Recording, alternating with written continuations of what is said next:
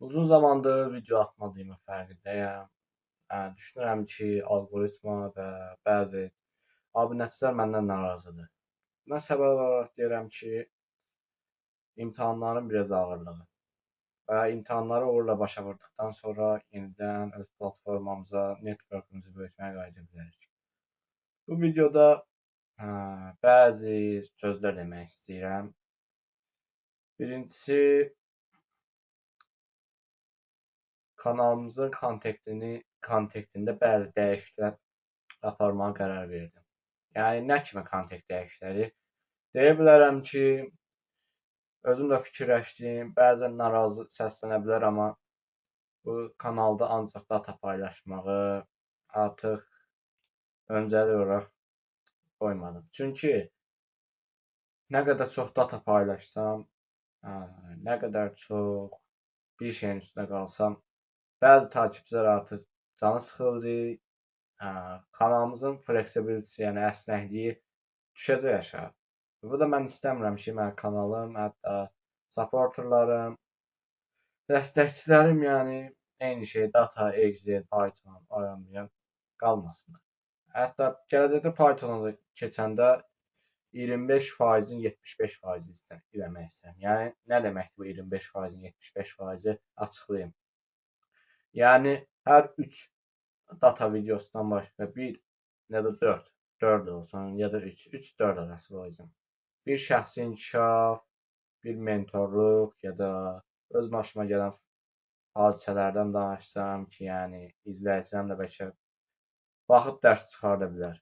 Ona görə də kanalımızın kontekstində yəni fundamental yerində kiçik dəyişikliklər etməyə qərara gəldik. Məncə bu dəyişikliklər öz bəhrəsini gələcəkdə verəcək. Əminəm ki, bu dəyişiklik bizi daha da irəliyə aparacaq.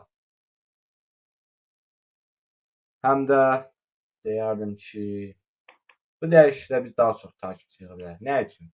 Çünki çox adam bəzən abituriyentlər olsun, Excel-də maraqlanır. Mən indi maliyyədə oxuyuram, onun üçün Excel-də maraqlanıram, amma bəzi tələbələr var, şagirdlər var. Məsələn, bəzi ixtisaslara heç Excel lazım deyil. Onlar üçün də məsələn gəlir baxa bilərlər. Yəni siz özünüzdür. Yəni bu ciddi dəyişiklik gələcəkdə böyük nəticələr gətirib çıxaracaq. Buna çox əminəm. İkinci xəbərim odur ki, təzə bir kitab tapdım. Nə kimi? Yəni bu. Bu kitabla inanıram ki, Excel-i söküb yenidən yığacağıq. Bu kitabda bəzi xırdaçılıqlar var. Məncə inanmıram ki, mən gələcəkdə maliyyədə işləyəndə ya da data şöbəsində işləyəndə beləsilər mənə lazım olacaq. Yəni burada əsas mən biliklər çıxardıb kitabı da çox oxumaq düşünmürəm, çünki çox xırdaçılıqlar var. Məsələn, pivot table kimi gözəl məlumatlar da var, amma copy paste, copy kimi lazımsız məlumatlardır. Mən də inanmıram ki, mən bunları işlədərəm. Həm də bu kitabla peşəkar Excel səviyyəmi daha da artıracam. Çox düşünürəm. Amma axırda tapdım ki, mən bu kitabı tapdım axırda. İndi bu kitabı oxuyandan sonra Excel-i bitirəcəyik. Excel bitirəndən sonra ya SQL-ə, ya Power BI-ya, ya da Python. Üçünə birinə eniş edəcəyik. Yəni qorxmayın ki, biz data yolunda ilişib qalacağıq, çətinliklər bizi dəf edəcək, amma çətinlik hər yerdə olur. Bu bir reallıqdır. Çətinlik olmasa biz böyüyə bilmərik. Kim nə deyirsə. Əgər biz çətinliklərə bu gün sinə gərməsək, sabah çətinliklər, o birisi çətinliklər, üstəgəl lap o yankı çətinliklər 3 qat bizi təhlükəyə salacaq, stressə salacaq. Yəni qabaqca nə çətinlik çıxır, vaxtında həll eləyin getsin. Sonraya saxlarsa yığılır. Bir var 2%-lik çətinliklə əlləşəsən, bir də var 2 ildən sonra 10%, 20, 100% çətinliklə. Yəni bu bir real.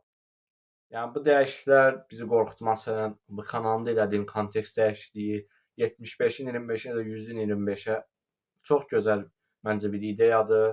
Siz də gələcəkdə bəhrəsini görəcəksiniz. Həmçinin mən də. Yəni Burada başıma gələn maraqlı hadisələrlə ya da öyüd nəsihət, düzün nəsihətlərini birləşdirib ortaq bir yola çıxa bilərik. Əgər bu kanalın faydalı olduğunu düşünürsənsə, like atıb abunə olmağı unutma. Ağılla düşürsən, hər şeyin öhdəsindən gələcəksən.